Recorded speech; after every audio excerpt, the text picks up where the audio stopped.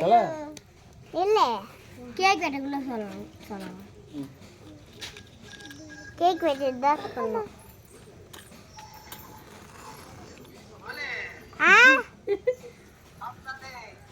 Thank you happy birthday பேசு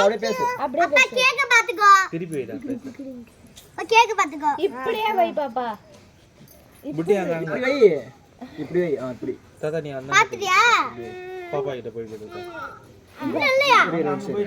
தாத்தா பாப்பா கிட்ட போய் வெட்டிட்டா அண்ணாண்ட போ happy birthday to you happy birthday to you கொஞ்சம் வீடியோ எடுத்து நல்லா இருக்கும்